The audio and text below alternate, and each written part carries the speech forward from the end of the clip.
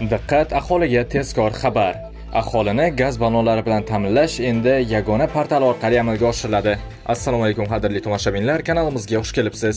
Videodan to'liqroq xabardor bo'lishni istasangiz, oxirigacha ko'rib like va podpiska tugmalarini bosib qo'yishni unutmang. Diqqat qiling.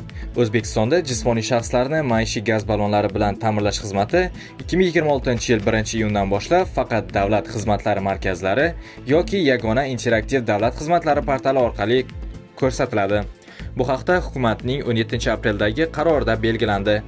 Hujjatda qayd etilishicha, suyultirilgan gazni iste'molchilarga maishiy gaz ballonlaridan yetkazib berish xizmatlarini takomillashtirish, aholiga qulayliklar yaratish, masofadan turib elektron xizmatlardan mustaqil foydalanish imkoniyatlarini kengaytirish maqsadida qilingan.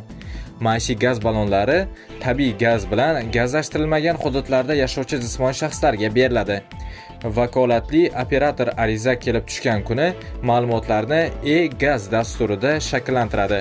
Birinchi ish kunida so'rovnomalar ko'rsatilgan ma'lumotlarni tekshiradi.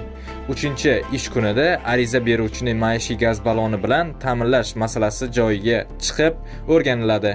Bunda o'rganish yakunlari bo'yicha dalolatnoma rasmiylashtiriladi. Dalolatnomada keltirilgan xulosa ijobiy bo'lgan taqdirda ariza beruvchi bilan maishiy gaz balloni vaqtincha foydalanishga berish to'g'risida va suyultirilgan uglevodorod gazini yetkazib berish to'g'risidagi shartnomalar 2 nusxada rasmiylashtiriladi. Shartnomalar asosida ariza beruvchi Face ID tizimi orqali suyultirilgan uglevodorod gazini yetkazib berish uchun tegishli hisobvaraqi bilan ta'minlanadi hamda unga bir dona maishiy gaz balloni 12 ish kunida bepul yetkazib beriladi. Hudud gaz ta'minot aksiyadorlik jamiyati Raqamli texnologiyalar vazirligi va Adliya vazirligi bilan birgalikda 1 oy muddatga e-gaz dasturi davlat xizmatlari markazlari va YAIDXP bilan integratsiya qilinishini ta'minlaydi.